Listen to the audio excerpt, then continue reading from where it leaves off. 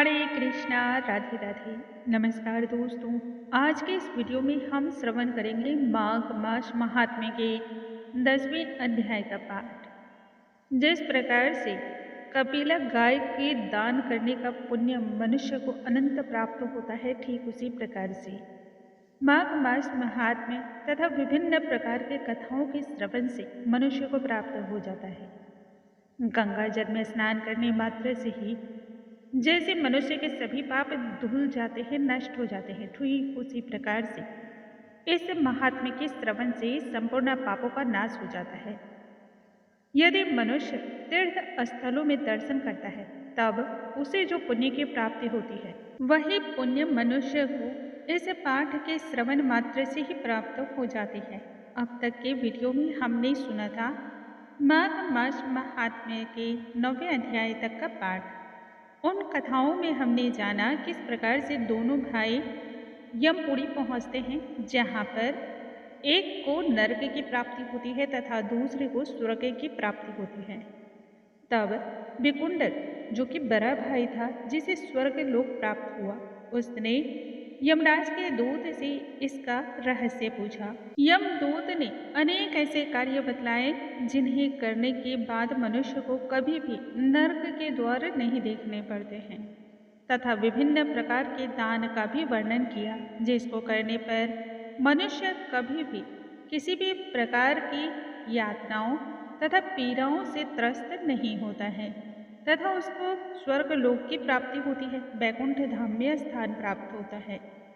आज इस वीडियो में हम आगे की कथाओं का श्रवण करेंगे। भगवान श्री हरि का ध्यान करते हुए आज की कथा को हम आरंभ करते हैं। बोलो स्वामी नारायण की जय, भगवान श्री हरि की जय।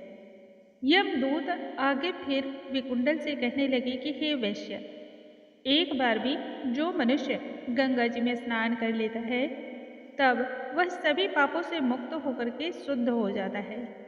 जो मनुष्य गंगा जी को दूसरे तीर्थ स्थलों के समान समझता है, वह अवश्य ही नरकगामी होता है। भगवान श्री हरि के चरणों से उत्पन्न हुई श्री गंगा के पवित्र जल को भगवान शिव ने भी अपने मस्तक पर धारण कर रखा है।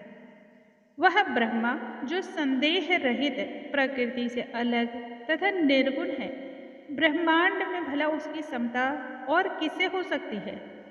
गंगा जी का नाम हजारों योजन दूर से भी यदि कोई मनुष्य ले लेता है, तब भी उसे नरक की प्राप्ति नहीं होती। इसलिए प्रत्येक मनुष्य को अवश्य ही गंगा के पवित्र जल में डुबकी लगानी चाहिए। यह आस्था के नाम की डुबकी मनुष्य को शुद्ध, पवित्र और पावन कर देती है। हे विकुंडल, यदि कोई भी ब्राह्मण दान लेने का अधिकारी होकर भी दान को नहीं लेता, तब वह आकाश के नक्षत्रों में चंद्रमा के समान उज्ज्वलमान होता है। जो कीचड़ से गौ को निकालता है, अर्थात उसकी रक्षा करता है, या फिर जो गौशाला में मरता है, वह आकाश में तारे की समान टिमटिमाता चमचमाता है। प्राणायाम करने वाले मनुष्य को सदैव ही उत्तम गति की प्राप्ति होती है।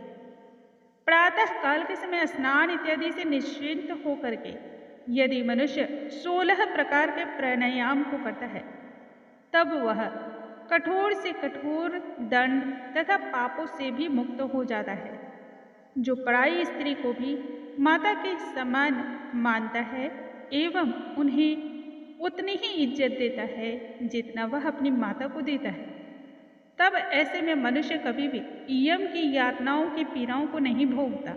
यदि मनुष्य मानसिक रूप से भी पर स्त्री का चिंतन या मनन नहीं करता है, तब ऐसे मनुष्य दोनों ही लोकों में पूजनीय होता है। जो पराये धन को मिट्टी के समतुल्य समझता है, वह निश्चय ही स्वर्ग लोक का अधिकारी होता है। जिसने क्रोध पर विजय को प्राप्त कर लिया हो, मानो उसने संपूर्ण स्वर्ग का ही राजपाट जीत लिया हो। जो माता पिता की नित्य ही सेवा करता है तथा देवताओं के तुल्य मान देता है, वह यम द्वार को नहीं देखता। इतना ही नहीं, यदि मनुष्य गुरु की सेवा भाव सच्ची श्रद्धा से करता है, तब ऐसे मनुष्य को ब्रह्मलोक की प्राप्ति होती है। सील की रक्षा करने वाली स्त्री धन्य है। सील भंग करने वाली स्त्री यमलोक जाती है। जो व्यक्ति वेदों और शास्त्रों को पढ़ते हैं या फिर पुराण एवं संहिता का अध्ययन करते या फिर श्रवण करते हैं या फिर मनः स्मृति में बार बार उनका आना और जाना होता है, धर्म शास्त्रों को समझते हैं तथा दूसरे को भी समझाते हैं, जो वेदों में लीन रहते हैं, वे ब्रह्मलोक को प्राप्त होते हैं। संपूर्ण पापों से ऐसे मनुष्य रहित होते हैं। अज्ञानी तथा मूर्ख व्यक्तियों को यदि वेद शास्त्र का ज्ञान दिया जाए तब वैसे मनुष्य देवताओं के समतुल्य पूजनीय होते हैं।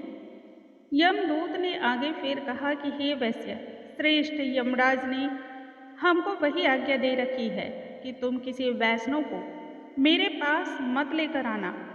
हे वैश्य, पापी लोगों को इस संसार रूपी नरक को पार करने के लिए भगवान की भक्ति के सिवा दूसरा कोई अन्य सरल सा रास्ता या उपाय नहीं है।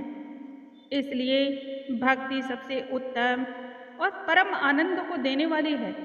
भगवान की भक्ति न करने वाला मनुष्य चांडाल के समान होता है। भगवान के श्रेष्ठ भक्त माता पिता तथा दोनों कुलों को तारने वाले होते हैं। उनको नरक में कभी नहीं रहने देते तथा जो मनुष्य वैष्णव का भोजन ग्रहण करते हैं वे भी भगवान की कृपा के अधिकारी होते हैं। बुद्धिमान मनुष्य को सदैव ही वैष्णव अन्न का ग्रहण करना चाहिए। इसे ही अपने मन और चिंतन में हमेशा धारण करना चाहिए। इससे बुद्धि और वाणी पवित्र होती है तथा मनुष्य पाप का स्पर्श नहीं कर पाता। गोविंदाय नमः इस मंत्र का निरंतर जाप करता हुआ मनुष्य यदि मृत्यु को प्राप्त हो जाता है तब निश्चय ही वह परम धाम को जाता है। इसमें कोई संदेह नहीं है। जो मनुष्य निरंतर ओम नमः भगवते वासुदेवाय मंत्र का जाप करता रहता है या फिर ओम नमो नारायणाय इस मंत्र का जाप करता है तब उसके बड़े से बड़े पाप भी क्षण भर में ही नष्ट हो जाते हैं। ब्रह्म हत्या हो, गौ हत्या हो या गुरु पत्नी गामी हो, उन सभी के पाप क्षण भर में ही नष्ट होकर के उसे पवित्रता प्रदान करने वाले होते हैं। बोलो भगवान श्री हरि की जय, स्वामी नारायण की जय। दोस्तों, आज के इस वीडियो में हमने सुना माघ मास महात्म्य के 10वें अध्याय का पाठ। कल के वीडियो में हम आगे की कथाओं के साथ फिर से मिलेंगे। तब तक के लिए नमस्कार।